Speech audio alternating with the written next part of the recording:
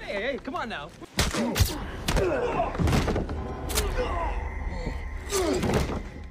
The film opens with a man named John Clayton returning to his hometown after years away. He arrives at his childhood home and meets his religious father, Reverend William Clayton. Your mother is dead.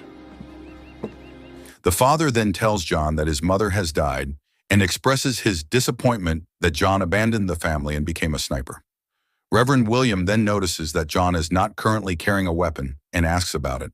John then replies that he has left that life behind, and afterward, John visits his mother's grave.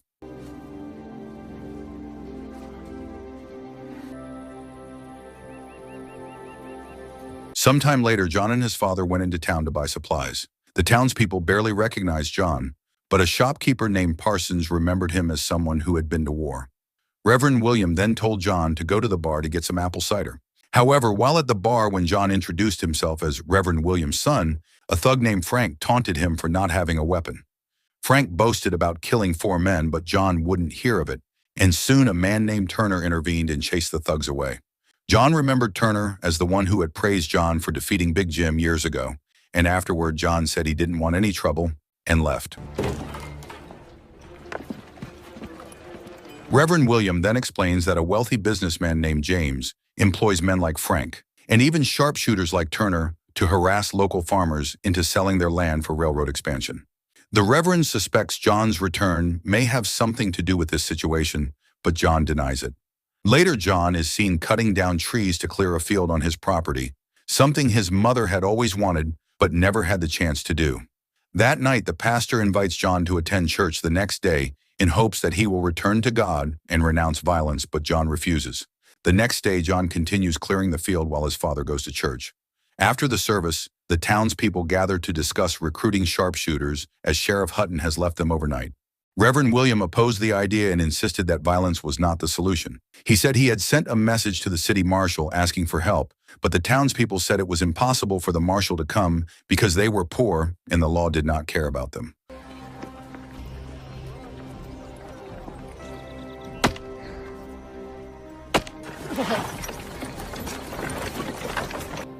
While working in the fields, John is visited by his old flame Mary. She has been married to a man named Tom for 8 years and has a son. Mary admits that she used to wait for John, but after years without hearing from him, she has forgotten him. Meanwhile in town, Frank and his gang plan to threaten Peterson into selling his land. However, Peterson appears in town, and Frank brutally beats him in front of a crowd.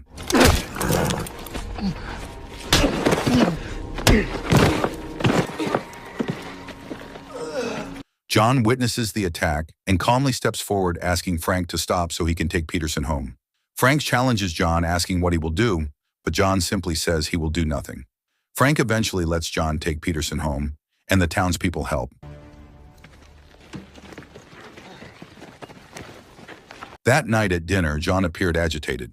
He recounted his experiences in the war and questioned the existence of God after seeing so many good and God-fearing people die. His father became angry and accused John of choosing that path, fighting to kill. And then it finally dawned on me. There ain't no God. God is not responsible for the life you choose. I did not choose it! The next day, Turner, Frank, and the gang arrive at Peterson's farm. Peterson remains defiant with a shotgun, but Turner tries to persuade him to think about his wife and children if he dies. Peterson lowers his guard, but Clyde, one of Frank's men, shoots Peterson dead. Clyde then taunts Turner, questioning whether Turner has ever killed anyone or just lured them to their deaths.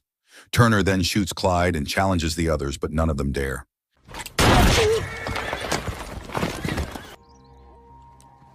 Anybody else have something to say?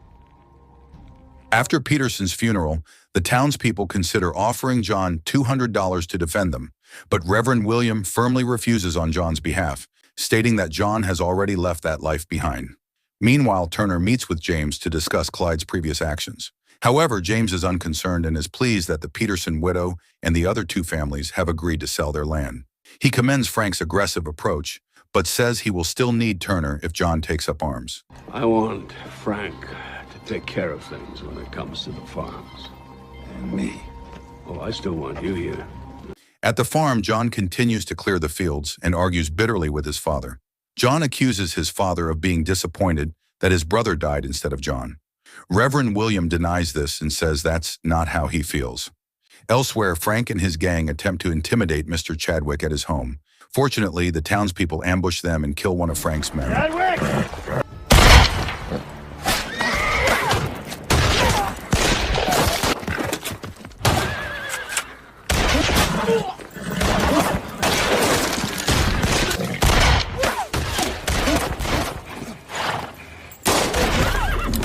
The outlaws, including the wounded Frank, manage to escape. Frank suspects a traitor and executes one of his men.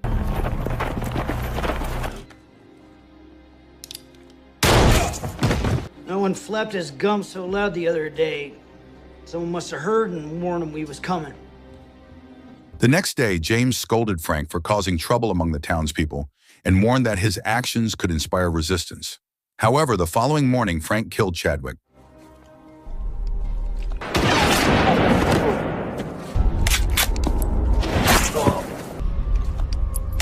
Chadwick's widow then sold her land to James, but loudly declared that she would spit on James's grave if he were ultimately overthrown. Eventually, someone's gonna have the nerve to stand up to you. When that day comes, I want to be here to spit on your grave. Provided you can find your way to the front of the line. Meanwhile, John and his father were in town to buy farming equipment, but soon Frank and his gang showed up and cut in line. Frank accidentally spilled a drink and forced John to clean it up. No, it's all right. John Henry will get it.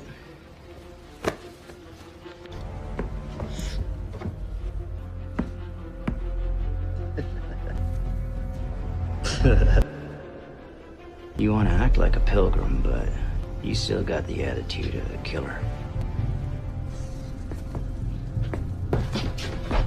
Where'd you think you're going? As John was about to leave, they brutally attacked him. John's father screamed for help, but no one came. No! Not so smart now, are you, gunslinger?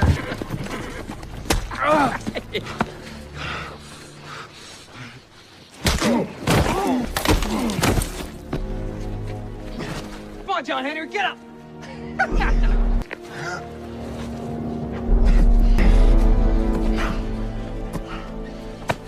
Oh! Come on, Eddie. Hit him again.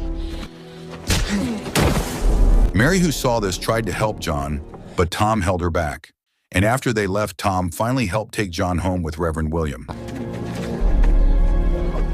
At the bar, James takes advantage of the situation to convince Tom to sell the land and take his family away from the city, and after some deliberation, Tom finally agrees.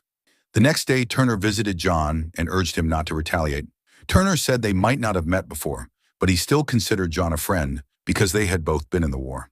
John then assured Turner that he didn't want any trouble. You think there's a place for men like us to go? Get away from the killer. After the war, I swore to myself I'd never pick up a gun again. You admire your restraint, John Henry. I do. It would appear the past is close to repeating itself with us. Pray you hold on to it. I got no fight with you, Dave. Don't want to see you on the other side of that creek. A few days later, John went to church and brought his father to tears of joy. After the service, Mary greeted him warmly, but Tom entered and demanded that John admit that he didn't love her. However, John remained silent and quickly left. Santo. You think I see what's going on? You think you can walk back in here after all these years and tell me you don't love her?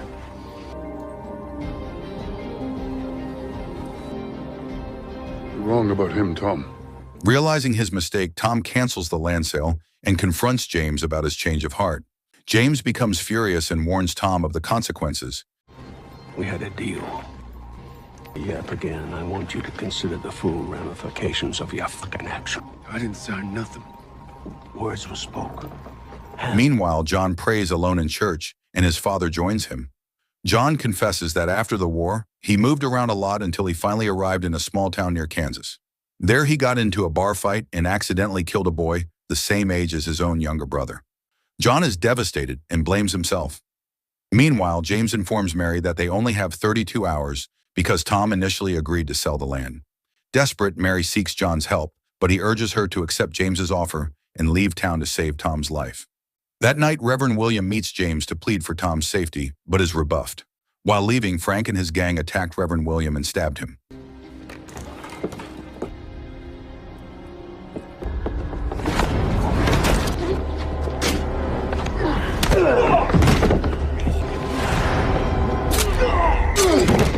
Fortunately, the townspeople rescued him and took him to a doctor. James later reprimanded Frank for acting without orders. The next morning, John sat beside his father, who had just woken from a coma. Reverend William begged John not to seek revenge, fearing he might be killed by them. But John was convinced this would never end without violence, and this was the only way he knew how. John then grabbed his hidden pistol and stopped by the store to buy the necessary supplies. Mr. Parsons lent him a rare weapon with 9 bullets and a 10 caliber barrel.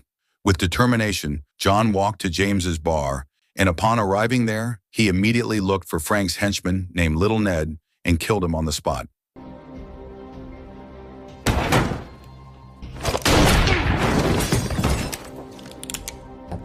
John fired several shots and warned the young men who had nothing to do with him to leave if they didn't want to die.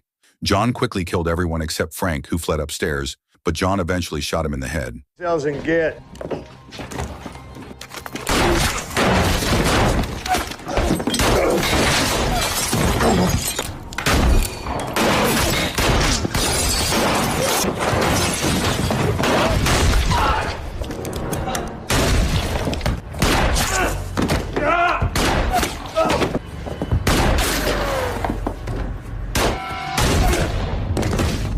When leaving the bar, John was stopped by Turner, and seeing that John told him to leave, but Turner said he would not be able to leave because of his work contract with James.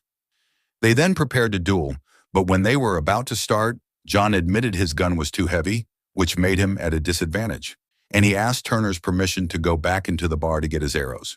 Turner then agreed, but inside the bar, John instead went upstairs and confronted James. James looked very nervous with the gun in his hand, and in the end, John shot him dead, and James's body fell to the street. My friend, you are no longer employed. You are correct. After James's death, Turner lowered his gun and allowed John to leave. Realizing that bounty hunters or someone else would come, John decided to leave town. His father begged him to stay, but John promised they would meet again. Far and wide are gonna come looking for me to make a name for themselves. Go away. Long for word to get out about what happened here today. You're not going to live for another 10 years, are you? No, I promise. See you soon.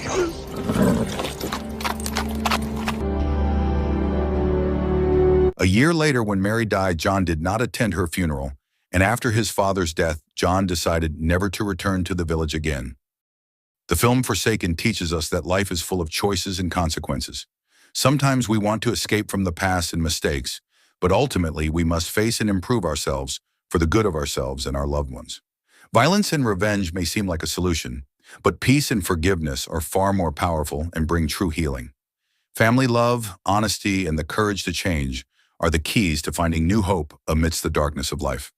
Never give up on returning to good values, even if the path feels difficult and full of pain.